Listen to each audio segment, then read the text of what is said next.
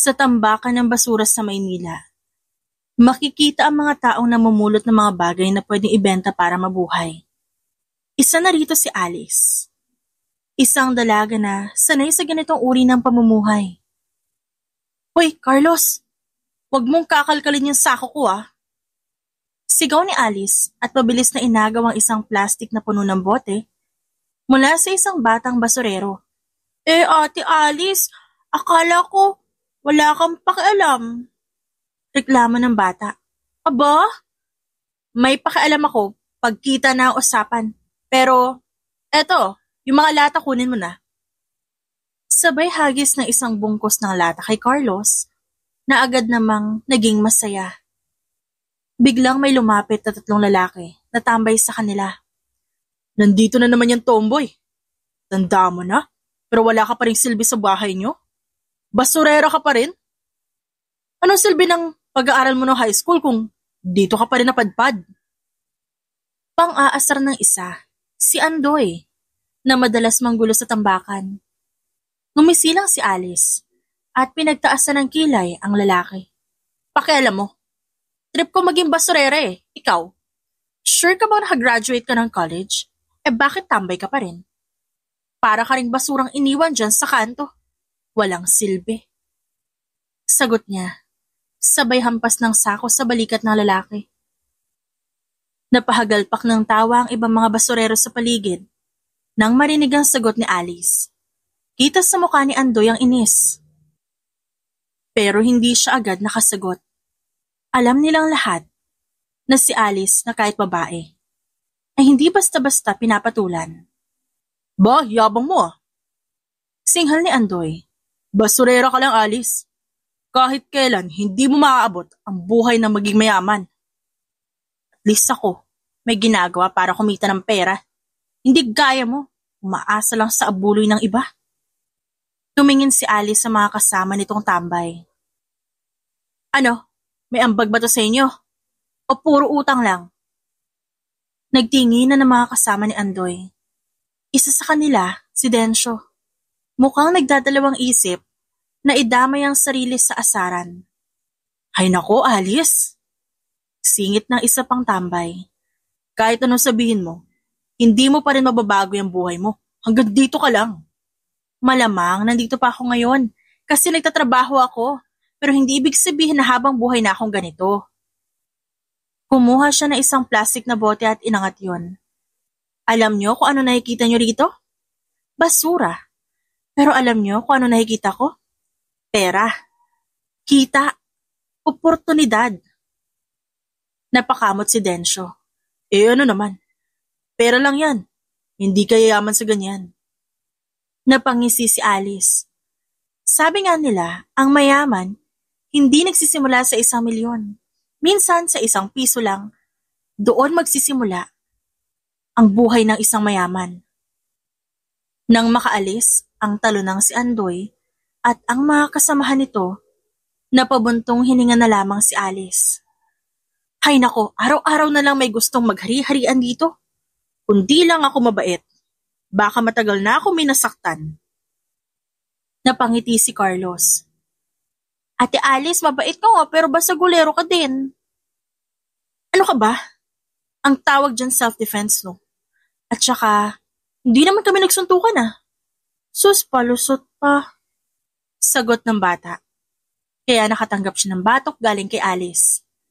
Samantala, isang mainit na diskusyon ang nagaganap sa pagitan ng mag-amang Ricardo at Julian sa loob ng opisina. Hindi mo pwedeng takasan ang responsibilidad mo, Julian.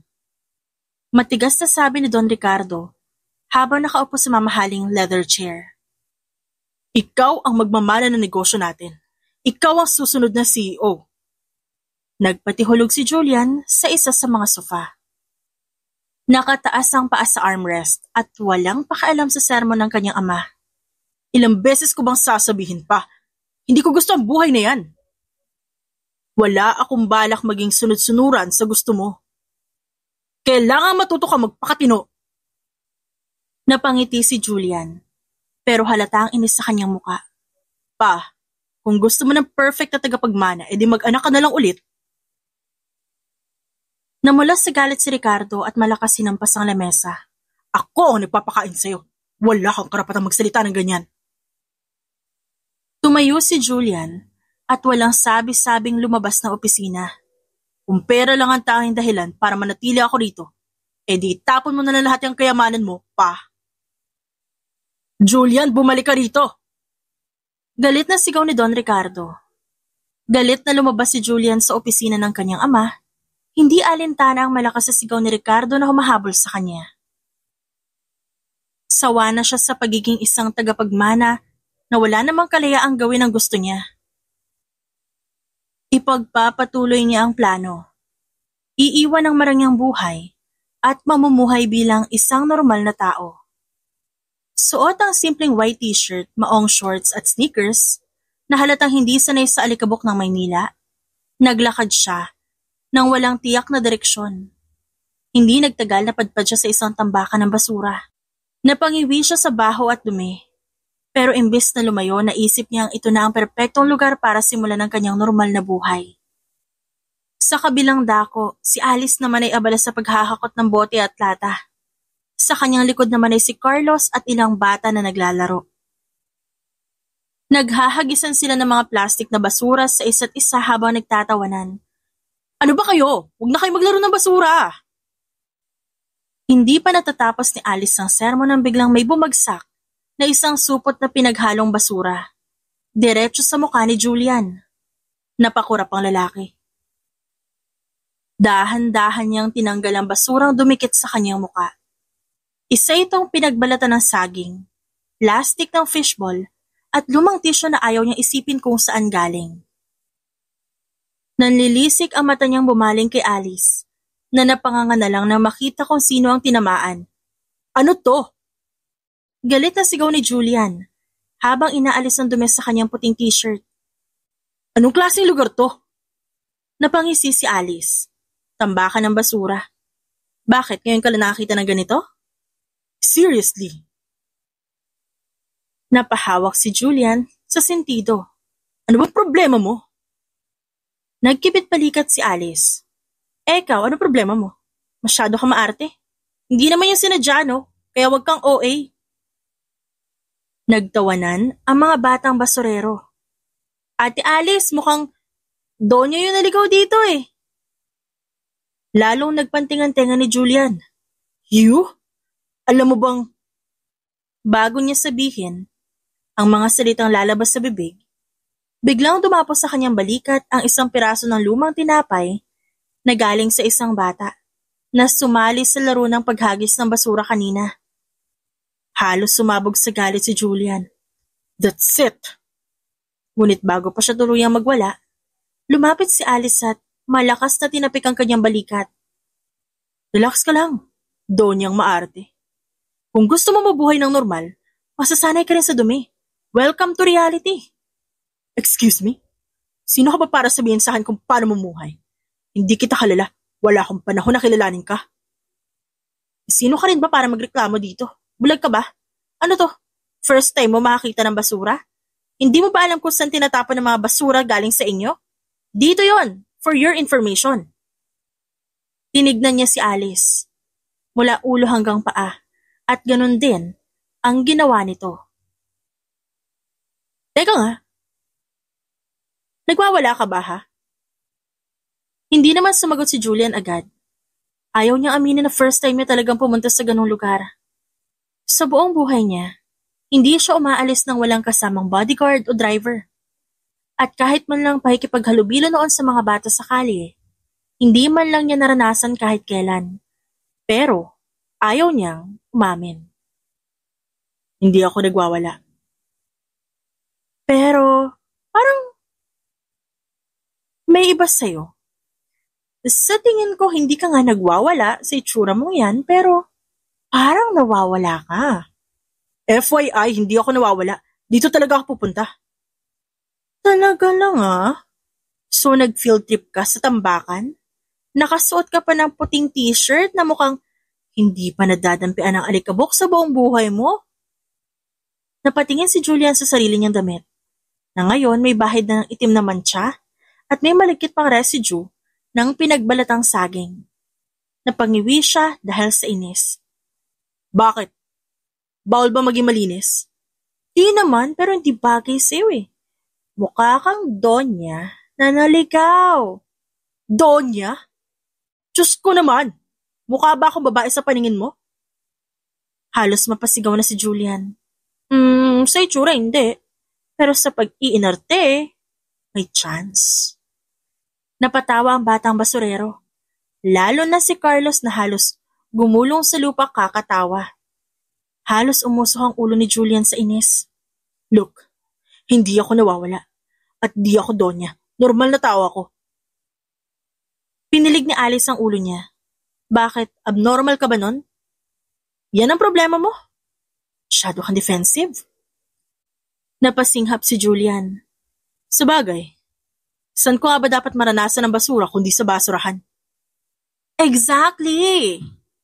Sagot ni Alice na parang hindi naramdaman ng sarcasm. At kung gusto mong manatili dito, masanay ka na. Tumingala si Julian at pilit nilalamon ang frustration niya. Oh my God! Patience. Please give me patience. Teka, ano nga palang pangalan mo? Baka nga, Donya talaga yung pangalan mo. Ako si... Saglit siya natigilan.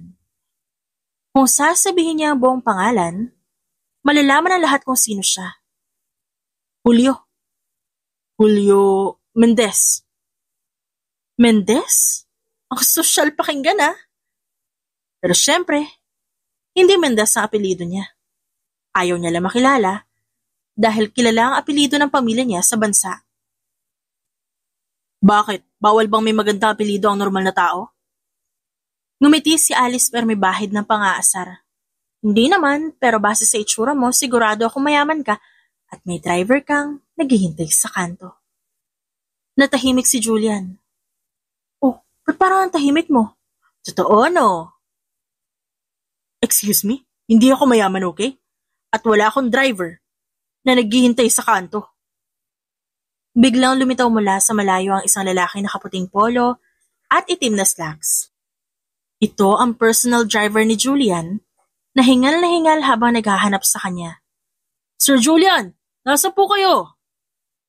Uy, mukhang may nawawala dito ah. Sigurado ka bang hindi Julian ang pangalan mo? Taas kilay na sabi ni Alice. Dali-daling tumalikod si Julian at sumigaw. Hindi ako si Julian! Sabay mabilis na lumakad papalayo at iniwan si Alice na nag-iisip ng malalim. Puno pa rin ang iritasyon si Julian habang mabilis na nilisan ng tambakan. Ano ba namang klaseng araw to? Reklamo niya habang pinupunasan ng panyo ang mukha niyang nadikitan ng kung anong malagkit. Hindi niya namalayang paliko-liko na siya sa mga iskinita. Puro lumang gusali, barong-barong. At makikitid na kalsada ang bumungad sa kanya. Saan ako napunta? Bulong niya. Napahinto at sinubukang i-orient ang sarili. Biglang may lumapit na lalaking payat sa kanya. Pero may tusong tingin. Boss, mukhang bago ka rito ah. Ngumuso si Julian. At ano naman ngayon? Ngunit bago pa siya makagalaw, isa pang lalaki ang mabilis na sumulpot sa likod niya. Masyado mabilis at sa isang kisap mata lang, naramdaman niyang may humablot sa bulsa niya. Napamura si Julian nang ma-realize niyang wala na ang pitaka niya. Hoy, balik mo yan! Sigaw niya at agad sinubukang habulin ng snatcher. Pero, sanay sa likuan at mahikitid na daan ng lalaki. Bago pa siya makasunod ng maayos, bigla siyang nadulas sa isang madulas na bahagi ng kalsada. Bumagsak siya sa maruming tubig kanal. Hindi niya natuloy ang pagmumura. Dahil may kung anong lumulutang sa tubig. Fuck shit! Halos maiyak siya sa inis nang makita ang dumi na yon. Nandidiri siya sa labis na dumi ng katawan nang biglang may mabilis na anino ang lumipad sa kanyang gilid. Narinig niya na may malakas na tunog ng suntok at sigaw ng snatcher. Napatayo si Julian kahit na nadudulas pa siya. Nagulat sa nakita nang tumingin siya kung saan naririnig ang sigaw. Si Alice, na may hawak na lumang walis tambo. Nasa harapan niya ito, habang ang snatcher ay nakabulagta sa kalsada. Hoy, Pogi! Anong ginagawa mo dyan? Swimming? Nakangising tanong ni Alice, bago lumapit para sunggaban ng snatcher. Ikaw mukha kang batang gala pero magnanakaw ka pala. Ate, wala ako sa... Huwag kang gumawa ng dahilan. Sinira mo pa yung umaga ko. At bago pa makapagsalita ang snatcher, pinalo siya ni Alice ng walis sa likod. Aray naman! Ate naman! Sigaw ng snatcher, pero walang awa siyang hinilan ni Alice sa kwelyo. Julian, ito ba yung pitaka mo? Kinuha agad ni Julian ang pitaka. Oo, akin to. Napangiwi si Alice. Grabe ka naman. Buti na lang may sumagip sa'yo. Alam mo siguro, easy mode lang ang buhay mahirap, no? Napangangas si Julian. Sino ba may sabing kailangan ko ng tulong mo? Obviously, ikaw. Kundi dahil sa akin, malamang nawalan ka na ng panggastos, nadapa ka pa sa... Sandali siyang tumigil. Tinignan ng basang sapatos si Julian at napangisi. Ay, di ko sasabihin. Baka masira yung imahe mo. Lalong sumama ang mukha ni Julian. Hayop ka. Uy, salamat na lang kaya. Halika na nga bago pa may dumaan at isipin nilang palaboy ka rito. Julian. May diin pa ni Alice na sambit. Doon lang na-realize si Julian na alam na ng babae kung anong tunay niyang pangalan. Bakit mo ba ako tinatawag na Julian? Hindi nga ako yun. Julio ako, Julio. Masyado kang nagsisinungaling. Halatang halata, rich boy. Gustong batukan ni Julian ang sarili niya. Ba't ba kasi ang daldal niya kanina? Kung hindi lang siya nag-react ng ganon, baka hindi nahalata ni Alice ang totoo niyang pangalan. Hindi nga. Julian? Tumaas ang sulok ng labi ni Alice. Huwag mo na akong lokohin. Kanina mo pa ako inaaway. Pero hindi mo man lang ako matignan ng diretso sa mga mata habang nagsisinungaling. Napaka-suspicious mo, alam mo ba? Hindi nakasagot si Julian at napangiwi na lang. Paano nga ba siya magpapaliwanag? Ano ka ba talaga? Nawawalang anak ng mayaman na may amnesia o trip mo lang magkaroon ng immersion sa buhay ng mahihirap, ha? Neither! Reklamo ng lalaki. Bakit ba ang hilig mong panghimasukan ng buhay ng iba? Wala ka ba ibang magawa? Tumaas ang kilay ni Alice. Uy, grabe. Kagagaling mo lang sa kanal pero ang taas pa rin ang pride mo, ha? Magsasalita pa sana si Julian. Nang marinig nila, ang hingal ng isang pamilyar na boses. Sir Julian, nasa na po kayo? Halos mapatayo si Julian nang makita ang kanyang driver na malapit sa kanila. Hawak ang cellphone nito at pawis na pawis sa pag-aalala. Oh my God! Not again! Not again! Mabilis na lumingon si Julian kay Alice. Hoy, bilisan mo, tulungan mo ako magtago. Ha? Kurap na sagot ni Alice. Di ako pwedeng mahuli. Mabilis na hinila ni Julian si Alice sa likod ng isang lumang kotse na iniwan na yata doon magpakailanman. Kumaingay! Ba't ako? Bulong ni Alice at napapailing na lang. Ikaw naman yun. Takas na anak mayaman dito. Hindi ako. Please lang. Please. Pakiusap ni Julian at halos mapaluhod na. Tumingin lang si Alice sa kanya. Tapos bumuntong hininga. Fine, pero may kapalit to Whatever, babayaran kita. Sige, natulungan mo na ako. Okay, deal. Kasabay ng paglapit ng driver sa tambakan, mabilis na dinampot ni Alice ang basang walis tambo na ginamit niya kanina. At diretsyong tumama sa likod ni Julian. Ano ba? Sigaw ni Julian na napaigtad na lang sa gulat. Hoy, tamad, tumayo ka na dyan, maglinis ka. Akala mo ba pwede kang tumambay dito sa tambakan at hindi magtrabaho? Libre ba ang hangin dito, ha? Naguluhan si Julian. Anong? Huwag kang aarte. Bilis, magwalis ka. Sigaw ulit ni Alice sabay abot sa kanya ng basang walis. Bago pa siya makapagreklamo, dumaan na ang driver sa harap nila. Pinagmasdan ng lalaki ang buong paligid. na parang naghahanap na isang nawawalang aso. Napapikit si Julian at pilit ikinubli ang kanyang mukha habang nagwawalis. Excuse me po kuya, may hinahanap po ba kayo? Sabi ni Alice, habang nilalapitan ng driver. Oo, may hinahanap akong... Saglit na tumigil ang driver. Tiningnan si Julian, na ngayon nagkukunwaring nagwawalis. Napasinghap si Julian dahil doon. Pero bago pa may mangyari, hinila ulit ni Alice ang atensyon ng driver. Ano pong itsura ng hinahanap niyo? Baka kilala ko. Medyo nagdadalawang isip ang driver bago sumagot. Matangkad ho siya, maputi, gwapo. Hala? Parang model? Opo. Uy, hindi kaya artista yan? O baka naman takas na groom sa kasal? Medyo naguluhan ang driver at di sigurado kung totoo ang sinasabi ni Alice o niloloko lang siya. Napasulyap si Julian kay Alice at muntik nang matawa. Agad namang bumalik ang seryosong tono ni Alice. Kung gusto mo, tulungan kita maghanap.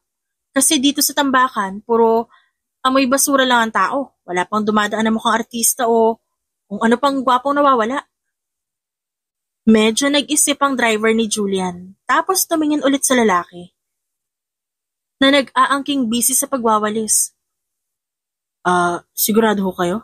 Sigurado, bossing. Sagot ni Alice sabay tapik sa balikat ng driver. Pero kung ako sa'yo, punta ka sa kabilang kanto. May nakita kong mukhang sosyal na lalaki kanina doon. Promise. No joke. Itinaas pa ni Alice ang kanyang kamay. Napakunot ang noon ng driver pero sa huli tumango ito. Sige po, salamat. Nang makaalis na ang driver, muntik nang mapatumba si Julian sa sobrang ginhawa. O yan, ligtas ka na. Ngayon, bayad. Sabay lahat ng palad ni Alice sa harap ni Julian. Napatingin sa kanya si Julian. Bayad? Sabi mo babayaran mo ko. Nagpantingan tenga ni Julian. You tricked me? O kaya sabi sa akin na babayaran mo ko. At saka nagmakaawa ka para tulungan kita. Bayad na, rich boy. Napabuntong hininga si Julian bago inilabas ang kanyang pitaka at kinuha ang 1,000 piso. Eto. Kinuha ni Alice ang pera nang walang pag-aalinlangan. Good boy. Umirap lang si Julian. Alam mo, mas gusto kita nung nasa kanal ka pa. Hayop ka talaga. Bulong ng lalaki, pero hindi niya napigilang matawa ng bahagya. Makalipas ang ilang oras na paglalakad at pag-iwas sa kung sino mang naghahanap sa kanya, napagtanto ni Julian ang isang malaking problema. Wala siyang matutuluyan. Nang makalayo siya kay Alice, ang akala niya madali lang makakahanap ng hotel. Pero sa bawat pasukan niya, napagtanto niyang wala siyang dalang valid ID sa bulsa niya. Naiwan ang lahat ng importanteng gamit sa sasakyan.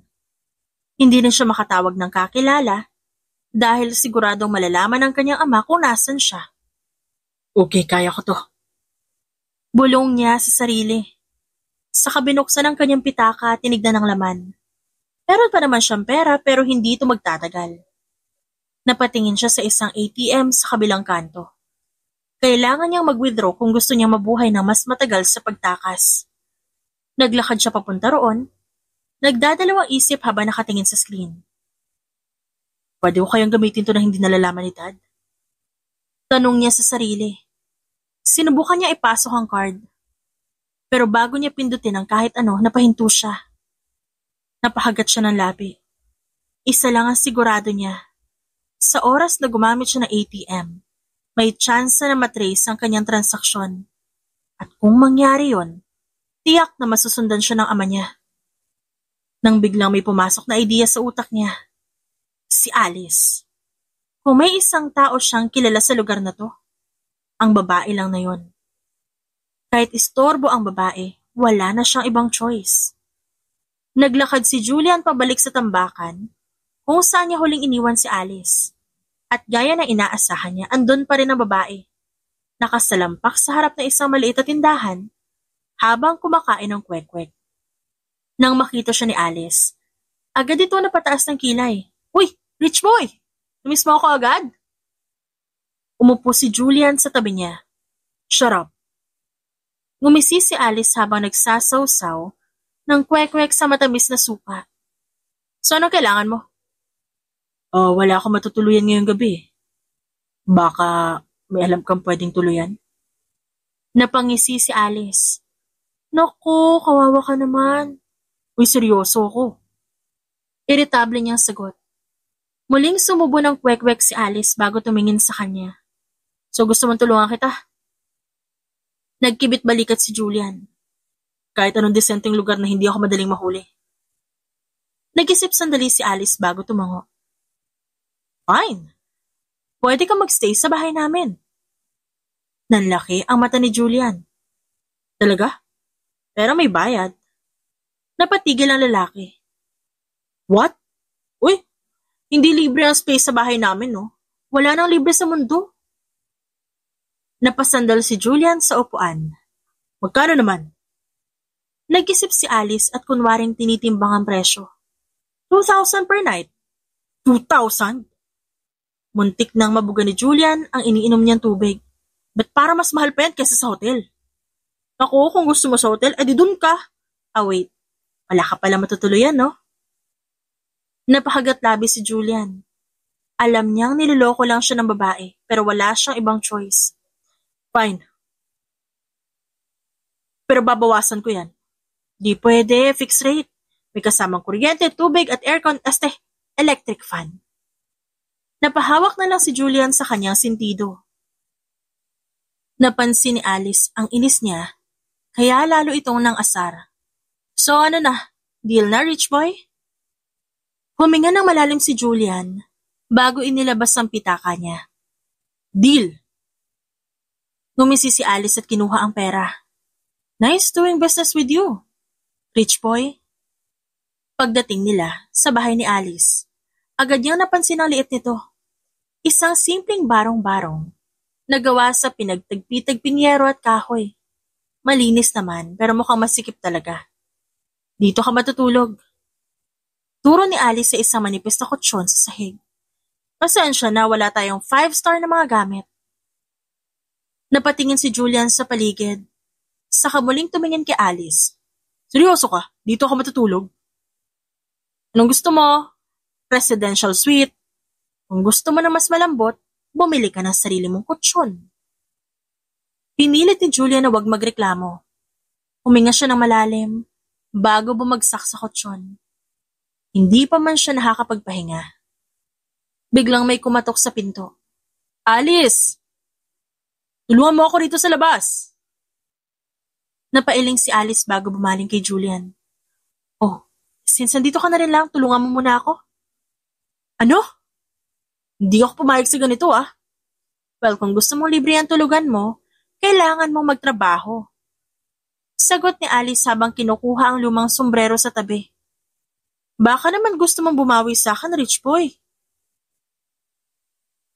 Napahawak si Julian sa sentido dahil alam niyang wala na siyang ibang choice.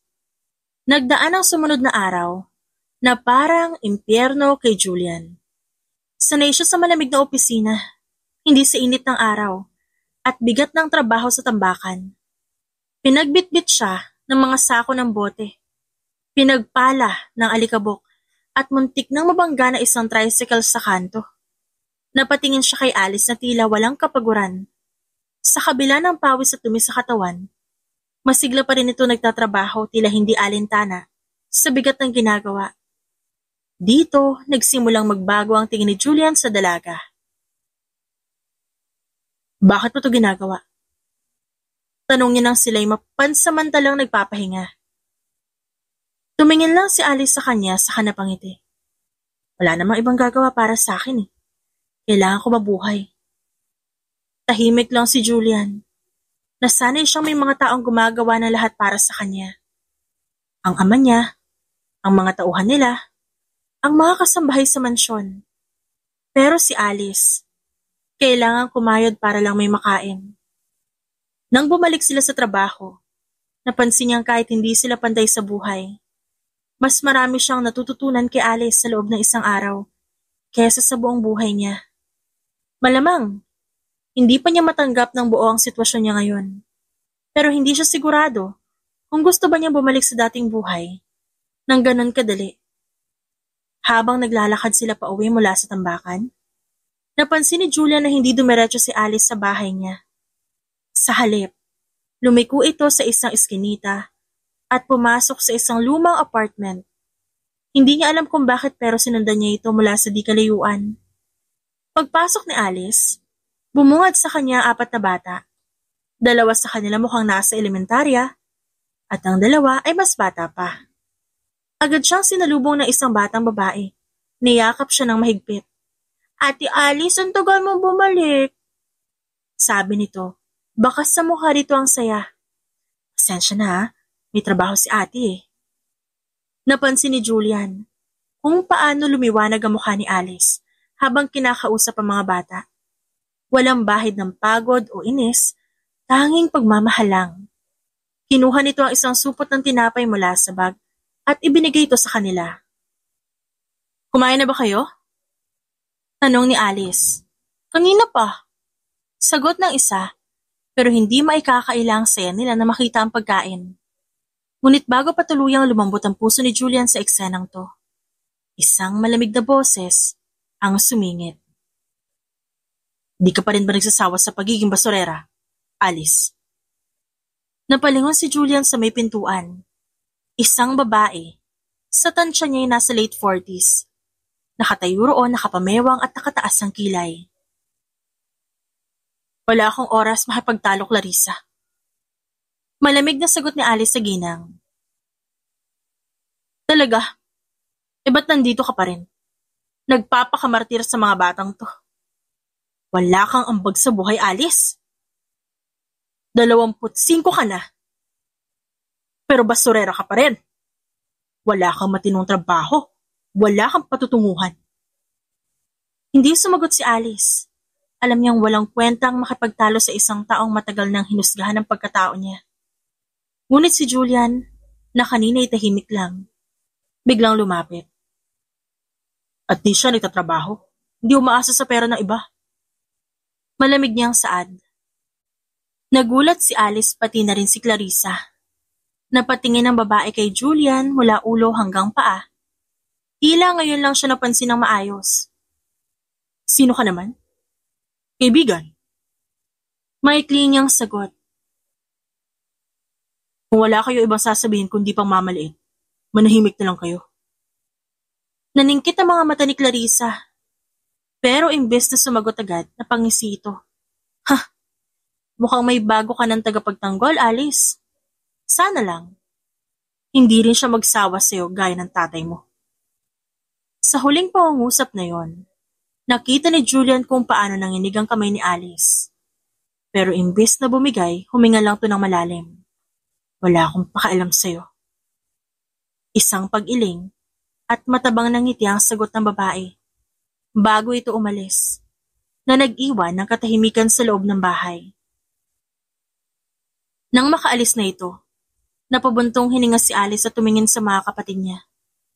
"Kunin niyo na yung tinapay at kumain kayo ha." Hindi mapigilan ni Julian ang mapatitig kay Alice. Dati, ang tingin niya rito isang manggugulang, isang abala sa buhay niya. Pero ngayon ibang Alice ang nasa harapan niya. Isang babaeng nagpapakatatag para sa kapatid nito, sa kabila ng lahat ng pagmamaliit at pagsubok. At sa unang pagkakataon, may naramdaman siyang paghangang hindi niya maipaliwanag. Ilang araw matapos ang insidenteng iyon, hindi inaasahang impormasyon ang dumating kay Julian. Napag-alaman niyang may malaking utang si Alice sa isang sindikato. Mga taong gustong kunin ang tambakan para gawing illegal na negosyo. Hindi niya alam kung paano ito nalaman pero isang bagay ang sigurado niya. Nasa panganib si Alice. Pinuntahan niya ito sa tambakan, kung saan nakita niya nagpapahinga ang babae. Matapos magtrabaho. "Alice, kailangan natin mag-usap." "Bakit? May problema ba?" Sagot ng dalaga. Halata sa mata nito ang matinding pagod. Ipinilig ni Julian ang ulo. "Dapat ako ang magtanong niyan sa'yo. May utang ka? Sa sindikato, tama ba?" Nanlaki ang mga mata ni Alice. Ilang saglit siyang hindi nakasagot bago tumayo. Sino nagsabi sa'yo niyan? Hindi na mahalaga. Ang mahalaga, paano mo haharapin yan? Alice, delikado ang mga taong yun. Huminga ng malalim ang babae. Alam niya hindi siya maaaring magsinungaling kay Julian. Lalo na ngayon na alam na nito ang katotohanan. Akin to, Julian. Problema ko to. Di mo na kailangan makaalam. Problema mo, Alice. Anong gagawin mo kung di mo sila mabayaran? Hayaan mo tulungan kita. Hindi ako humihingi ng tulong. Naputol ang usapan nila nang lumakas ang boses ni Alice. Kita sa mukha nito ang frustration at matinding pagpipigil. Salamat sa concern mo. Pero hindi ko kailangan ng tagapagligtas. Ilang taon na ako lumalaban mag-isa at kaya ko pa rin. Natahimik si Julian. Ngayon lang niya nakita si Alice ng ganito. Punong-puno ito ng pride, ng determinasyon. Pero sa likod na matapang na pangharap nito, alam niyang takot din to. Alice, huwag na, Julian. Mas mabuting hindi ka na makialam. Mahina nitong sabi at umiwas ng tingin. Di ko alam kung anong iniisip mo. Pero hindi ko kayang hayaan na mapahamak ka. Hindi na siya naghintay ng sagot. Tumalikod siya at naglakad palayo. Pero sa loob-loob niya, alam niya sa kanyang sarili na hindi niya hahayaang mag-isa si Alice sa laban na to. Pagkatapos ng ilang araw, hindi pa rin mawala sa isip ni Alice ang huling pag-uusap nila ni Julian. Simula noong gabing yon, napansin niyang mas naging maingat ang lalaki. Mas madalas na itong dumadaan sa tambakan, tila binabantayan siya ng palihim, at hindi niya alam kung ikatutuwa o ikaiinis niya yon. Pero bago pa niya masagot ang tanong na nasa isip niya, isang hindi inaasahang pangyayari ang gumulat sa kanya. Pagod na pagod si Alice matapos ang maghapong pagbabanat ng buto. Ang araw ay unti-unting lumulubog at ang hangin nagsisimula ng lumamig. Habang nakaupo siya sa tabi ng isang lumang kahon, nakita niyang paparating si Julian. Nakangiti ito bitbit ang isang supot ng pagkain. Para sa'yo. Sabi ni Julian at inabot ang dala. Bago pa makasagot si Alice, biglang lumakas ang tunog ng makina ng ilang sasakyan. Napalingon silang dalawa. Isang itim na SUV ang huminto malapit sa kanila. Bago pa man makareact si Alice, bumukas ang pinto at lumabas ang dalawang lalaking nakasuot ng itim na suit. Malalakas ang pangangatawan at seryoso ang mga muka. Sir, nandito pala kayo. Sabi ng isa sa kanila. Nagtagpo ang mga mata ni Alice at Julian. Nakita niya ang bahagyang inis sa mukha ng binata. Pero imbis na sumagot, bumuntong hininga lang ito. Hala ko ba? Wala kayong balak sundan ako dito. Malamig na sabi ni Julian sa mga lalaki. Pasensya na, sir. Pero tinawagan kami ng inyong ama. Kailangan niyo nang bumalik. Sagot na isang bodyguard. Tumayo si Alice. Ngayon lang tuluyang nag-sink in sa kanya nangyayari. Julian, ano to? Lahat ng tambay sa paligid, napahinto sa ginagawa at pinapanood ng eksena na parang eksklusibong palabas sa sinihan. Alice, hindi ito kung ano iniisip mo. Ah, hindi? Aba, yung tatlong mukhang bodyguard na mukhang kaya magpasabog ng isang lunsod, gamit lang ang tingin. Yung dalawang mamahaling sasakyan na di ko kayang bilhin kahit ipunin ko ang kinita ko sa buong buhay ko. At yung lalaki naka-headset na parang commander sa military. Sure ka bang hindi ito iniisip ko? Ano ka? Anak ka ba ng presidente? Prinsipe? Napakamot si Julian sa ulo. Okay. Sige. Mukhang ito nga yung iniisip mo. Napaurong si Alice. Habang tinuturo si Julian, na parang nasindak sa nalaman. Julian, wag mong sabihin ikaw. Bago pa niya matapos ang sasabihin, biglang sumingit ang isang lalaki naka-shades. Sir, kailangan na po nating umalis. Naiistorbo na natin ang trabaho niyo po dito. Muling napalingon si Alice kay Julian. Sir? Hoy, Julian, ba't ka tinatawag na sir? Hindi ka naman mayor ah. Hindi ka naman gobernador. At di ka naman action star. Mabilis na hinila ni Julian si Alice sa gilid at bumulong. Alice, promise, ipapaliwanag ko. Pero hindi dito, di sa harap ng mga tao. Lumingon si Alice sa paligid. Tama nga naman. Lahat ng tao sa tambakan, nanonood sa kanila. May ilan pang kumuha ng cellphone parang balak pa silang i-livestream sa social media. Pero hindi siya papayag na hindi ito mareresolba dito mismo. Nagsalubong ang kanyang kilay. Julian, sagutin mo ako ng derechahan, sino ka talaga? Ang totoo niyan, mayaman ako. Saglit na natahimik si Alice bago tumango. Okay, medyo expected ko na yan. At technically isang bilyonaryo ang ama ko. Nanlaki ang mata ni Alice. Ano? May napahagik-gik na tambay sa tabi. At yung tatay ko, well, kilala siya sa industriya. Dito na parang tinamaan ng kidlat si Alice. Naalala niya ang isang kilalang business tycoon na minsan niya napanood sa balita. Noon pa man, pamilyar na sa kanya si Julian. Pero hindi niya akalaing anak pala ito ng taong yon. Napahawak siya sa kanyang noo. Tila gusto nang mahimatay. Julian, niloko mo ko. Niloko? Hindi kita niloko. Hindi! Ano to? Prank? Surprise guesting sa reality show? Naisip mo baka gusto ko lang ng normal na buhay, ha? Ganon. So, ginamit mo lang ako para sa poor person experience mo? Ginamit? Alice, hindi kita ginagamit. Pero kitang-kita ang lungkot sa mata ni Alice. Julian, bakit di mo agad sinabi? Napabuntong hininga ang lalaki. Dahil alam ko magagalit ka. Saglit na nagkaroon ng katahimikan at sa isang banda, gusto ni Alice na sigawan pa ang lalaki.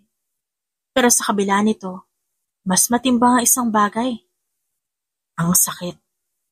Kasi kahit ayaw niyang aminin, nagustuhan niya na ito. Ang masakit ang isipin na baka para lang kay Julian, isa lang siyang bahagi ng isang social experiment. Umalis ka na, Julian. Bumalik ka na sa totoong mundo mo. Hindi niya na hinintay ang sagot ni Julian. Tumalikod siya at naglakad palayo. Hindi pinapansin ang kabog ng puso niyang hindi niya alam kung kailan titigil. Hindi mapakali si Julian isang gabi sa loob ng kanilang mansyon. Sa kabila ng marangyang buhay na bumabalik sa kanya, isa lang ang laman ng kanyang isip. Si Alice. Kahit anong gawin niya, hindi niya ito matanggal sa isipan. Ang paraan ng pag-aalaga nito sa mga kapatid, ang tapang nitong harapin ang lahat ng hamon sa buhay, at ang sakit sa mga mata nito nang malaman ng totoo tungkol sa kanya. Kaya nang nalaman niyang kung gaano kalaki ang halaga ng utang ni Alice sa sindikato, hindi na siya nagdalawang isip. Ginamit niya ang koneksyon para makausap ang leader ng sindikato at agad tinapos ang problema. Isang tawag, isang malaking halaga, at ayos na sana ang lahat. O yun ang akala niya. Nang sumunod na araw, pinuntahan ni Julian si Alice na abala sa paghuhugas ng mga lumang tela sa isang lumang batya. May good news ako. Wala ka na utang sa sindikato. Binayaran ko na. Napatigil si Alice. Dahan-dahan itong bumaling sa kanya. Habang hawak pa rin ang basang tela. Anong ginawa mo? Malamig nitong tanong. Binayaran ko yung utang mo. Wala na magbabanta sa'yo. Wala nang dapat ipag-alala. Ang isang tulad mo, safe ka na, Alice. Saglit itong natahimik. Inasahan niya magpapasalamat ito. Baka nga may yaka pa siyang matanggap. Pero sa halip, lumipad ang basang tela at dumapos sa mukha ni Julian. Hindi siya agad nakapagsalita. Mabigat ang pagkakabagsak ng tela sa kanya mukha. At ramdam niya ang lamig at bigat nito. Dahan-dahan niya itong hinila pababa. Natigilan habang nakita nakapamewang si Alice. At naniningkit ang mga mata sa inis. Ano ka? Diyos? Sino may sabi sa'yo na kailangan ko yun, ha? Alice, di mo na kailangan mag-alala ngayon. Hindi ko nga kailangan ng tagapagligtas, Julian! Mas lalong lumakas ang boses nito. Dahilan para mapatingin sa kanilang ilang tao sa paligid. Kahit gustong magpaliwanag ni Julian, hindi niya maiwasang mas starstruck sa dalaga. Nakakapagtaka na kahit galito. Kahit mukhang handa na siyang ihampas sa lupa, gusto pa rin niya itong halikan. Pero mukhang kung itutuloy niya yon, baka literal siyang ibaon ni Alice sa basurahan. Hindi ko maintindihan. Dapat masaya ka, di ba? Tapos na ang problema mo. Napabuntong hininga si Alice. Umiling ito bago humarap sa kanya. At sa unang pagkakataon, nakita niyang tila may bahid ng lungkot sa galit nito. Alam mo kung ba't hindi ako masaya? Dahil pinaramdam mo sa akin kung gaano tayo magkaiba. Doon nagtagpo ang kanilang mga mata. Ikaw, isa ka mamahaling bagay, Julian. Maganda, mahalaga, kinaiinggitan ng lahat. Ako, basura. Hindi pwedeng itabi ang mamahaling bagay sa basura. Natigilan si Julian. Alice, salamat Julian. Pero wag mo na akong tulungan ulit. Pero sa halip na panghinaan ng loob, isang bagay ang naisip ni Julian habang pinapanood ang papalayong dalaga. Kung iniisip nitong hindi sila bagay, edi gagawin niyang posible ang imposible. Nagkaroon ng bagong misyon si Julian. Ang patunayan kay Alice na hindi siya mamahaling bagay dahil ito lang ang bagay para sa kanya. Malamig ang simoy ng hangin nang makatanggap ng tawag si Julian. Nasa loob siya ng kanyang opisina nang biglang tumunog ang kanyang telepono. Sir, may problema. Sagot ng tauhan niya sa kabilang linya. Si Miss Alice dinukot ng sindikato. Muntik nang mabitawan ni Julian ang telepono. Ano? Oh, sir. May saksi kami na kausap. Kahit bayad na yung utang niya, mukhang may ibang plano ang sindikato para sa kanya. Dinala siya sa isang abandonadong warehouse sa pier. Wala nang inaksayang segundo si Julian. Tumayo siya at kinuha ang coat at humarap sa tauhan. Ihanda ang sasakyan. Dali ng pinakamagagaling nating tao. Hindi natin sila hahayaang makatakas. Sa kabilang dako, nagising si Alice pagkatapos siyang dukutin ng sindikato. Nanlalabo ang paningin niya habang nakatali ang kamay sa isang silya. Ramdam niya ang sugat sa labi niya. Malamang dahil sa sapilitang pagpipigil sa kanya kanina. Walang hiya. Iritable na sabi niya habang nakatali ang kamay niya sa likod. Kapal din ang mukha niyo Bayad na nga ako sa utang, tas kukunin niyo pa rin ako? Ano ba gusto niyong mangyari? Isa sa mga lalaki na kabantay sa kanya ay ngumisi. Sensya na miss, pero may ibang interes ang amo namin sa'yo. Ganun ba? Sabihin mo sa amo mo, mamatay na siya sa interes niya. Matapang ka Sagot ng isa pang lalaki habang nilalaro ang hawak nitong kutsilyo. Napairap si Alice. Anong gusto niyo? Palakpakan ko kayo? Bago pa siya makasagot ulit, biglang may malakas na tunog ng gulong sa labas ng gusali. Kasunod nito, isang nakakabinging tunog ng pagsabog, ang yumanig sa paligid. Napabalikwas sa mga tauhan ng sindikato. Ano nangyayari? At bago pa sila makagalaw, bumukas ng bigla ang pinto at pumasok si Julian. Suot nito ang isang itim na coat, kasunod ang 4 na bodyguard na armado ng baril. Okay. Malamig na sabi ni Julian sabay pinagpagandumi sa suot niyang coat. Sino ang matalinong utak sa inyo na nag-isip na kunin ang babaeng to kahit bayad na siya? Halatang nagulat ang tauhan ng sindikato. Sino ka? Ngumiti si Julian na mapang-asar. Ang lalaking dudurog sa negosyo niyo, kundi niyo siya pakakawalan. Napailing si Alice mula sa kanyang kinauupuan. Julian, Ang drama mo naman. Kala mo naman action star ka. Napahinto si Julian at tinignan siya. Pakiusap lang, Alice. Hayaan mong may superhero moment ako. Nakatali pa ako dito. Ikaw na ang bida agad. Napabuntong hininga na lang si Julian bago sinenyasan ng isa sa kanyang bodyguard. Agad nitong tinanggal ang tali ni Alice. Pagkaalis ng lubid, agad na tumayo ang babae at pinapagalawang pulsuhan. Next time, kung magliligtas ka, mas maaga mo namang gawin. Naubos na pasensya ko rito eh. Napairap si Julian. Pasensya ka na. Hindi naman kasi pangkaraniwan ang pagsugod sa lungga ng sindikato para lang sagipin ng babaeng matigas ang ulo. Excuse me. Ako na nga tong kinidap ako pa masama. Nagtaas ng kamay si Julian. Fine. Let's go. Ngunit bago pa sila makalabas, isa sa mga tauhan ng sindikato ang biglang bumunot ng baril at tinutok ito kay Alice. Kapag aalis kayo, babarilin ko to. Sigaw ng lalaki. Napahinto ang lahat. Napatingin si Alice sa lalaki may hawak ng baril. Tumingin siya kay Julian na nakakunot ang noo. Alam mo, kanina pa ako iritable. Seryosong sabi ni Alice. At bago pa makaputok ang lalaki, tinadyakan to ni Alice ng malakas sa sikmura. Nabitawan nito ang baril at napaluhod sa sahig. Pucha, kung kaya mo na mailigtas ang sarili mo, ba't di mo ginawa agad? Hello, naghihintay lang ako, susugod ka talaga o hindi. Tagal mo kaya? Napailing si Julian pero hinila niya ang babae palabas. Let's go, bago ka pa makahanap na iba pang makakaaway.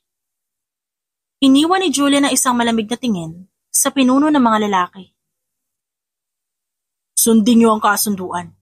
Huwag niyo nang gagalawin si Alice. O sisiguraduhin kong mawawala kayo sa mapa. Pagkarating nila sa mansyon ni Julian, agad napansin ni Alice ang laki at garan ng lugar. Wow! So dito mo ako dadalhin? Kala ko sa presinto. Sarkastikong sabi ni Alice. Nang makababa galing ng sasakyan. Presinto? Gusto mo bang i-report ang sarili mong pagdukot? Pwede naman. Baka may reward pa ako sa pagiging biktima. Napailing si Julian pero hinayaan niya na lang magreklamo ito. Alam niyang kahit anong gawin niya, hindi talaga siya makakakuha ng normal na pasasalamat mula kay Alice. Pagpasok nila sa loob ng mansyon, mas lalong bumigat ang pakiramdam ng babae. Hindi siya sanay sa ganitong karangyaan. Puti at ginto ang tema ng bahay. May malaking chandelier sa taas at amoy mamahaling pabango ang buong paligid. Napangiwi siya. Gusto kong malaman kung paano mo kinakaya yung ganitong lugar. Napaka-sterile. Parang ospital na walang pasyente. Good thing, may dadagdag ng residente. Sagot ni Julian. Naningkit ang mga mata ni Alice. Ano ibig mo sabihin? Umupo si Julian sa isa sa mamahaling couch at tinapik ang espasyo sa tabi niya na para bang inaakit ang dalagang umupo. Hindi gumalaw si Alice. Stay here. Napatawa ang babae sa kawalan nang babala sa sinabi nito. Ano ako, stray cat? Medyo, pero mas matapang. Humugot ng malalim na hininga si Alice. Bakit mo naman ako gustong pahirapan ng ganito? Hindi ba pwede ibalik mo na lang ako sa dati kong buhay? At maghiwalay na tayo ng landas? Actually, hindi kita gustong pahirapan. Gusto kitang bigyan ng trabaho. Nagtaas ng kilay si Alice. Ano naman trabaho yan? Maid? Cook? Tagapaglinis ng sapatos mo? Babysitter? Sumingkit ang mga mata ni Alice. Excuse me? Tumikim si Julia na parang pinipigilang tumawa ang sarili. Babysitter ko? Julian, ikaw ay isang ganap na lalaki na hindi sanggol. Pero ang trabaho mo lang bantayan ako at aralin ang sarili mong magustuhan ako pabalik. Hindi makasagot si Alice. Tila napipis siya sa rason nito. Nagkibit balikat si Julian. Simple lang, di ba? Sa halip na sumagot, Inangat ni Alice ang kamay at walang babalang binatukan si Julian ng malakas. Napangiwi ang lalaki sa sakit. Kapal naman ang mukha mo. Alam mo ba kung gaano kabastos yung sinasabi mo, ha? Sino matinong babae ang tatanggap ng trabahong bantayan ka at araling magustuhan ka? May palugit ba yan? May probationary period? May benefits? Libre pagkain? Libre tirahan? May sahod pa. Kalmado ang sagot ni Julian. Napakurap si Alice. Hindi siya handa sa sagot na yon. Wait, may sahod? Of course! Hindi kita gagawin utusan na walang bayad. Nakakasuka naman yun. 6 figures per month. Depende kung gaano kabilis na magugustuhan mo ko. Julian, sinusubukan mo ba akong i-bribe ng love life package? Business-minded lang ako. Take it or leave it. Tahimik na tumitig si Alice sa lalaki. Alam niyang mayaman si Julian pero hindi niya inaasahan na ganito ito ka-dedicated na makuha ang gusto nito. Isang bahagi ng utak niya ang nag-iisip kung anong klaseng trabaho ang pinapasok niya. Pero ang mas malakas na bahagi, yung natutukso sa libreng pagkain at sahod. Di kita magugustuhan kahit anong gawin mo. Seryoso ang sabi ni Alice. Ngumiti si Julian na parang hindi natakot sa babala nito. We'll see. Fine, pero kung sa loob na isang buwan, hindi mo ako napahanga, ikaw ang titigil sa pangungulit. Deal. At walang halik. Depende kung sino unang bibigay. Napabuntong hininga si Alice. Nagsisisi na ako. 2 taon ang lumipas mula nang masangkot si Alice sa gulo ng sindikato at sagipin siya ni Julian. Sa panahong yun maraming nagbago. Hindi lang sa buhay ni Alice, kundi pati na din sa lalaki.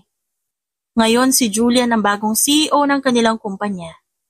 Matagal niyang tinanggihan ang posisyon pero dahil na rin sa matyagang pangungumbinsi ng kanyang ama at syempre, nang madalas sa pang-aasar ni Alice, sa wakas, tinanggap niya ang responsibilidad.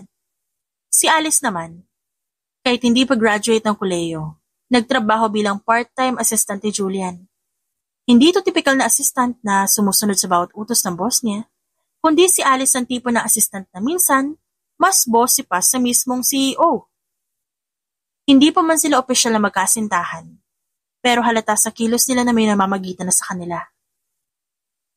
Nakasandal si Alice sa lamesa, habang seryosong nagbabasa ng report, nang biglang lumapit si Julian.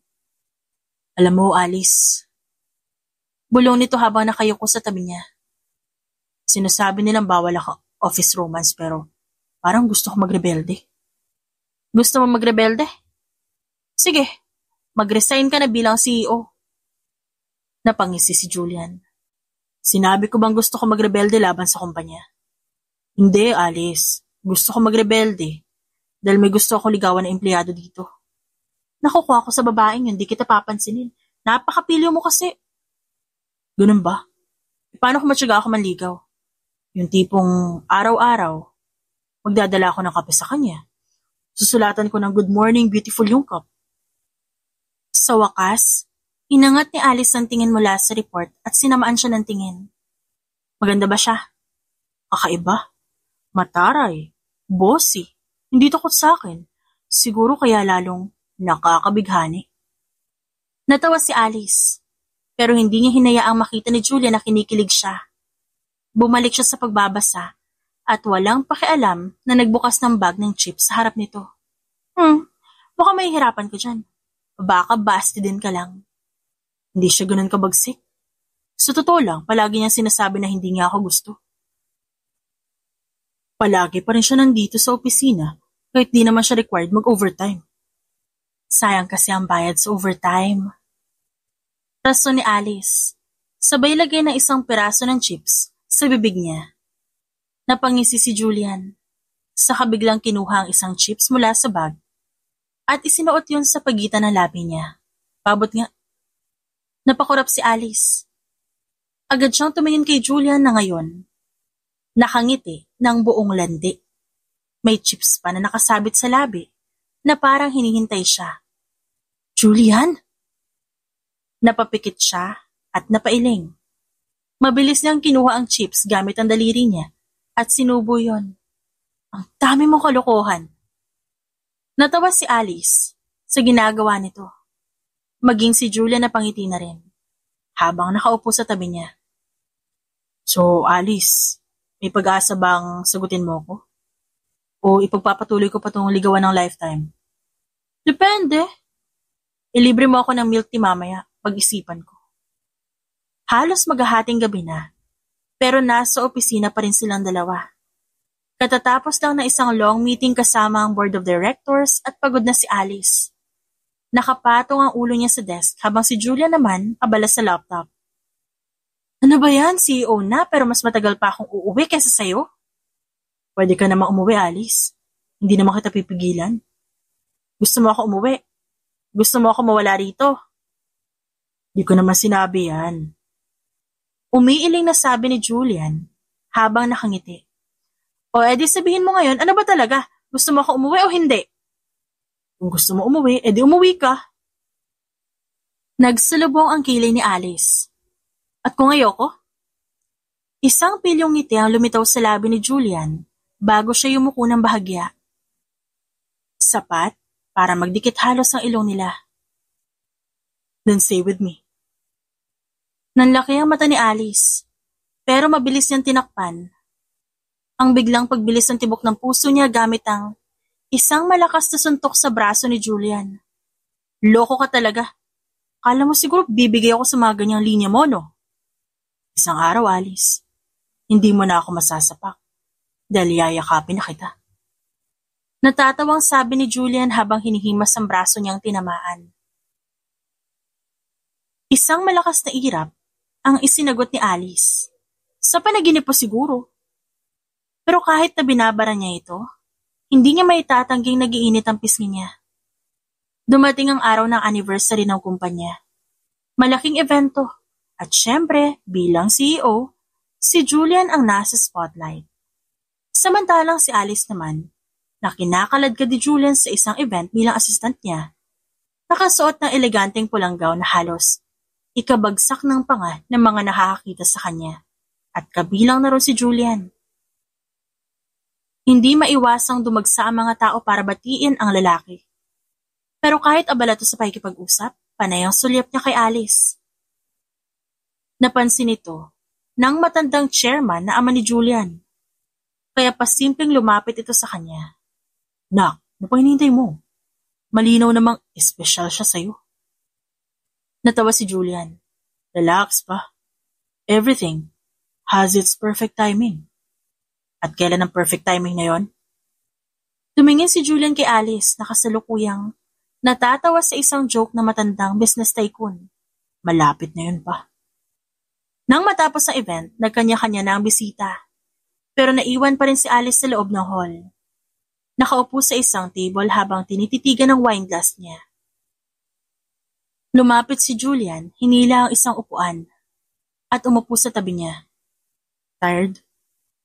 Tired of you? Sagot ni Alice. Napangisi si Julian. Masasanay ka rin. Ikaw kaya? Masasanay ka ba sa akin? Muling lumalim ang tingin ni Julian sa kanya. Sa halip na sumagot, hinawakan nito ang kamay niya at parahang hinila palapit. Alice, alam mo bang 2 taon na kitang gustong halikan? Nanlaki ang mata ni Alice. Ba't ngayon mo lang sinabi yan? Bakit ngayon ka lang nagtanong? Napasinghap si Alice. Pero bago pa siya makapagsalita, lumapit na si Julian ng mabagal. Tila binibigyan siya ng pagkakataong lumayo kung gusto niya. Pero hindi siya lumayo. At nang tuluyang maglapat ang labi nila para bang tumigil ang mundo. Kahit 2 taon na ang pagtatago ng feelings niya sa lalaki, alam niyang kahit hindi pa umabot ang 2 taon ng pagsasama nila bilang magkatrabaho, mahal niya na ito. Gusto niya lang talagang magpakipot ng matagal. Malayo na ang narating ni Alice. Mula sa dati niyang buhay sa tambakan ng basura. Ngayon, nasa isang maayos na trabaho na siya bilang assistant ni Julian.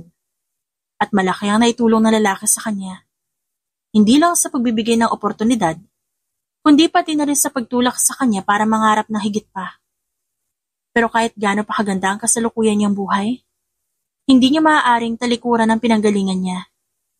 Kaya ngayong araw matapos sa ilang taon, bumalik siya sa lugar na dating tinatawag niyang tahanan. Pagbaba niya sa sasakyan, agad niyang napansin ang malaking pagbabago. Dati puro bundok ng basura at amoy ng nabubulok na pagkain ang sumasalubong sa kanya. Ngayon kahit hindi pa rin to isang marangyang lugar, mas maayos na. Wala na ang pinakamaruruming bahagi at may ilang container vans na ginawang tirahan para sa mga nakatira doon.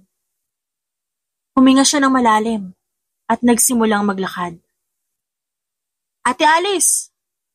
Napalingon siya sa isang pamilyar na boses. Mula sa malayo isang binatilyong payat pero matangkad ang naglalakad patungo sa kanya.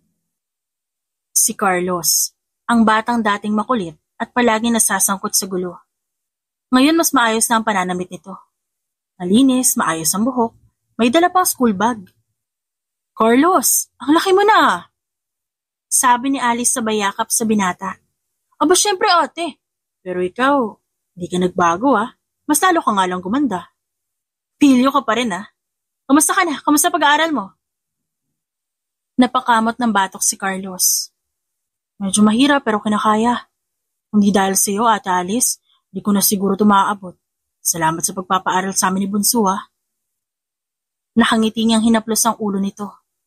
Ikaw lang ang tumulong sa sarili mo, Carlos. Ang ginawa ko lang, binigyan kita ng pagkakataon. Nasa ganoon silang pag-uusap nang lumapit ang isang grupo ng mga dating kakilala ni Alice. Kasama na roon ang ilan na minsan niyang nakaaway noon. Uy, Alice! Bati ng isang babae na dati niyang kaalitan. Balita namin mataas na ang posisyon mo sa kumpanya ni Julian Assistant lang ako Huwag niyo akong gawing milyonarya. Nagtawanan ang lahat at sinimulan nila magkwentuhan tungkol sa mga nakaraang taon. Marami sa kanila ang tinulungan ni Alice na makahanap ng trabaho. Yung iba nagtatrabaho na sa pabrika, yung iba naman nasa maliit na negosyo. Sa gitna ng tawanan, hindi maiwasang mapansin ni Alice ang lungkot sa mata ng ilan. Alam niyang hindi pa rin madali ang buhay para sa iba sa kanila. At yun ang dahilan kung ba't siya bumalik. Napabuntong hininga siya, bago nagsalita.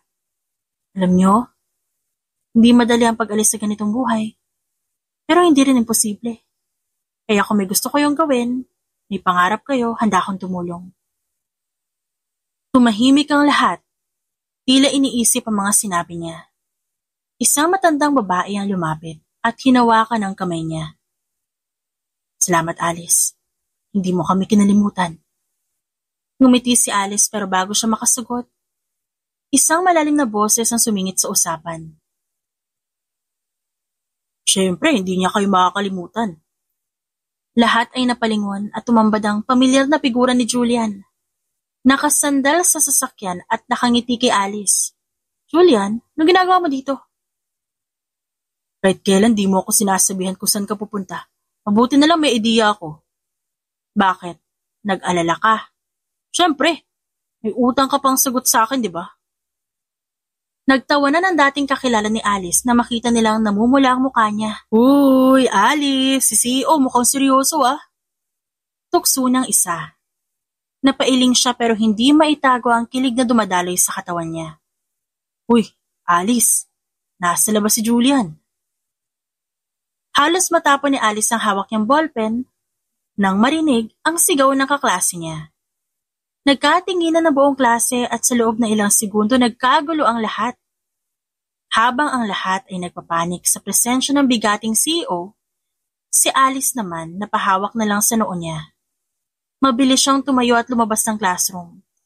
Pero pagdating niya sa hallway, lalo lang sumakit ang ulo niya. Nakatayo si Julian sa harap ng building, naka-dark blue suit, sunglasses, at may hawak pang bouquet ng bulaklak. Mas tumala pa ang sitwasyon nang may ilang babae ang lumapit kay Julian para makipag-usap at may iba pang nag-alok ng number nila. At imbes na umiwas, nakangiti lang ang lalaki habang nakikipag-usap sa mga ito. Naningkit ang mga mata niya. Huminga siya ng malalim bago naglakad palapit. Paglapit niya, tinanggal ni Julian ang sunglasses at ngumiti na para bang wala itong ginagawang kasalanan. Oh, Alice, buti naman napansin mo na ako. Namewang siya. Anong ginagawa mo dito? Sinusundo ka. Kalmado siyang tinignan ni Julian. Ha? Bakit? Wala lang, gusto ko tayong sunduin. Sagot ni Julian na para bang napaka-normal lang ng ginagawa niyang pang-hijack ng atensyon ng buong universidad. Julian, alam mo bang buong campus na nakatingin sa'yo? Well, hindi ko naman kasalanan kung gwapo ako. Tumatawang sagot nito at tumingin pa sa paligid. Napairap si Alice. Pero bago pa siya makapagsalita, isang babaeng estudyante ang lumapit at hinawakan ang braso ni Julian. Kuya, pwede ba magpa-picture? Lambing ng babae. Napansin ni Alice ang paraan ng pagkakahawak nito kay Julian, na sobrang dikit na parang hindi lang simpleng fan. At nang makita niya hindi agad umiwas ang lalaki, lalo siyang napikon. Lumapit si Alice at malakas na hinampas ang braso ni Julian. Ayos ka lang ba? Parang enjoy na enjoy ka. Napangisi si Julian at tinignan siya. Nagsiselos ka ba, Alice? Nagsiselos? Ako? Wala akong panahon dyan, Julian. Ngunit na makitang hindi pa rin bumibitaw ang babae sa braso ni Julian, napalalim ang buntong hininga niya. At bago pa siya makapag-isip ng tama, hinawakan niya ang kwelo ni Julian, hinila to pababa at dumiretso ang labi nito sa labi niya. Nagulantang ang lahat kasama na si Julian. Napadilat siya pero bago pa siya makasagot, bumitaw agad si Alice at malakas na hinampas ang dibdib niya. Ayan, sa susunod, huwag kang malandi ha. Huwag kang nagpapahawak sa kahit sino. Tila naging yelo ang utak ni Julian sa nangyari. Pero pagkatapos ng ilang segundo, napangisi ito. Kung ganyan mo ako sasagutin, di sana tagal ko na itong ginawa. Sagot? Kapal na mukha mo, hindi kita sinasagot, no? Ani Alice at umirap. Bongga ang selebrasyon ng kaarawan ni Alice ngayong taon. Sa edad na 28, pakiramdam niya, nasa tamang direksyon na siya sa buhay. Isang taon na lang at graduate na siya sa kolehiyo. May trabaho siyang gusto at higit sa lahat, may Julian Mendoza pa sa buhay niya. Nasa isang exclusive rooftop restaurant ang selebrasyon. Nasa paligid niya ang kanyang malalapit na kaibigan, mga kaklase, at pati ang ilang dating kasama niya noon. Lahat ay masaya, pero may isang kulang. Walang Julian na dumating. Simula pa lang ng party, palihim na siyang sumisilip sa entrance. Umaasa ang biglang lilitaw ang gwapong CEO na may dalang sorpresa para sa kanya. Pero hanggang sa matapos ang programa, ni anino nito hindi niya nakita. Siya pa naman ang pinaka-excited para sa birthday ko tapos siya yung wala. Inis niyang bulong habang tinutungga ang laman ng wine. Kahit naiinis siya, hindi niya rin maiwasang mag-alala. Kahit gaano ka-busy si Julian, hindi nito nakakalimutang bumati sa kanya. Pero ngayon, wala man lang tawag o text. Dumaan ang oras at halos hating gabi na. Ang iba sa mga bisita niya nagsiuwian na at siya naman nag-aayos ng gamit pa uwi. Hanggang sa biglang tumunog ang cellphone niya. Agad niya itong sinagot. Hoy Julian, alam mo bang? Alice. Malamig ang boses nito. Sa kabilang linya. Napakunot ang noo niya. Ano nangyari sa'yo? Pwede ba tayo magkita? Napatingin siya sa orasan. 11:45 p.m. na. Bakit ngayon lang? Nasaan ka buong araw? Hindi na yun mahalaga. Gusto lang kita makita. May kung anong kaba ang gumapang sa dibdib niya. Pero kahit naiinis pa siya, gusto niya ring makita ito. Saan kita pupuntahan? Sa helipad ng building natin. Ha? Bakit sa helipad? Dito na lang, Alice. Hintayin kita. Wala siyang choice kundi sumakay ng kotse at pumunta doon. Pagdating niya sa helipad, ang tanging ilaw lang ay mula sa mga pulang beacon light sa gilid at ang liwanag ng buwan. Malamig ang hangin. at kitang-kita ang buong syudad sa baba. At naroon si Julian, nakatayo sa gitna. Lumapit siya agad. Ano ba nangyayari? Anong drama mo? Alice. Tumingin siya sa mga mata nito at parang nakaramdam ng takot. Break na tayo. Nanigas ang katawan ni Alice na marinig yun. Ano? Break na tayo. Napaatras siya ng bahagya. Julian, hindi nakakatawa. Hindi ako nagbibiro, Alice. Tapos na tayo. Ramdam niya ang pamumuo ng luha sa mata niya. Pero hindi siya papayag na umiyak agad. Ano ibig mong sabihin? Bigla-bigla mo na lang ako i-break na walang dahilan? Hindi sumagot si Julian. Sa sobrang inis at sakit ang nararamdaman niya, inangat niya ang kamao at handa na sanang suntukin to. Hayop ka! Birthday ko ngayon, tas ito ang regalo mo sa akin? Pero bago pa tumama ang kamao niya sa mukha ni Julian, mabilis siyang hinila nito at niyakap ng mahigpit. Break na tayo. Tapos na tayo sa pagiging magjowa, Alice. Dahil gusto ko na maging asawa mo. Napanganga si Alice sa sinabi ng lalaki. Ha?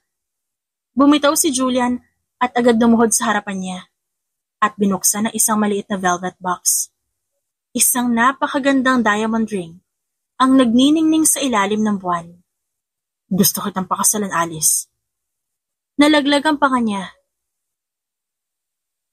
Gusto mo akong iwan pero gusto mo rin akong pakasalan? Ano to, joke time? Napangisi si Julian. Minsan na ako gumawa ng drama sa buhay, Alice. Pero seryoso ako ngayon. Pero bakit weird ang approach mo? Ba't mo ako biglang binibreak? Para dramatic. At effective naman, di ba? Sinuntok siya ni Alice sa balikat. Akala ko talaga iiwan mo ko eh. Hinawakan ni Julian ang kamay niya at seryosong tumingin sa kanya. Hindi kita iiwan, Alice. Hindi ko kaya mawala ka sa buhay ko. Napahinga ng malalim si Alice habang nakatingin sa lalaking mahal niya. Ang lalaking dati lang ay sakit ng ulo niya, pero ngayon gusto niya na makasama habang buhay. Ewan ko sa'yo, Julian. Tumingin to sa kanya ng may pag-aalala. Sumimangot si Alice. Ano bang gusto mong marinig na sagot ko? Alice, huwag mo ko paasahin baka. Ngunit bago pa siya makapagsalita, hinila siya ni Alice at hinalikan. Sa gitna ng helipad, sa ilalim ng maliwanag na buwan at malamig na hangin, doon niya binigay ang sagot niya. Oo, Julian, makakasalan kita. Nakangiti si Julian habang nakatitig kay Alice. Hindi pa rin siya makapaniwala na pumayag ito.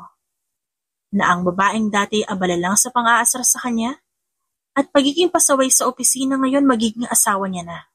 Pero syempre hindi niya palalagpasin ang pagkakataong asarin to. Wow, Alice. Hindi ko in-expect na ganito kakadali mo pasagot ah. Akala ko pa naman pahihirapan mo ko. Sabi niya na kunwari nagtataka. Napataas ang kilay ni Alice. Ano? Hoy, Julian, ilang taon mo akong inasar, niligawan, inaway, saka sinuyo. Tapos sasabihin mo mabilis ako mapa-oo? Pero ikaw naman tong hindi makatanggi sa akin. Aminin mo na kasi, Alice. Matagal mo na ako mahal, no? Hindi ah. Mariing sagot nito, pero nagpaut ito na parang batang naiinis. Paano kung ako na lang kaya mag-back out? Nagkibit balikat si Julian. Okay lang. Nanlaki ang mata ni Alice. Anong okay lang? Wala kang balak pigilan ako? Okay lang. Kasi alam kong hindi mo kayang hindi ako piliin. Ewan ko sa'yo, Julian. Wala ka talagang kapaguran sa pagiging nakakainis. At wala ka rin kapaguran sa pagiging mataray. Sagot ni Julian, saka biglang kinarga ito ng bridal style. Ano na naman to? Ibaba mo nga ako. Hindi na. Baka magbago pa isip mo. Dadali na kita sa bahay bago ka pa umatras. Ano to, kidnapping? Hindi. Tawagin na lang nating mandatory fiancé duty. Natawa na lang si Alice habang nakapulupot sa kanya. Sa pagitan ng kanilang asaran at lokohan, Alam nilang pareho na ito ang simula ng bagong yugto ng kanilang buhay. At sigurado silang hindi ito magiging boring. Hindi kailangan perpekto ang pagmamahal para maging totoo. Minsan, puno ito ng drama, tampuhan, at pagsubok sa buhay. Pero sa dulo ng araw, ang mahalaga ay ang taong pipiliin mong mahalin. Hindi lang ngayon, kundi araw-araw. The end. It's shoutout time! Shoutout kina Anita Hernando, Ritz Mia, Miss Camila, Jenny Lanacque, Mocha, Miss Kaylin, Flor Di Humo, Carol Jean Johnson, Marlene Cagado, Ruwenang, Josefina Rubio, Edsel Naval, Brandy Cayabyab, Inde Lebra, at Evelyn Pedulia. Maraming salamat po sa inyong lahat.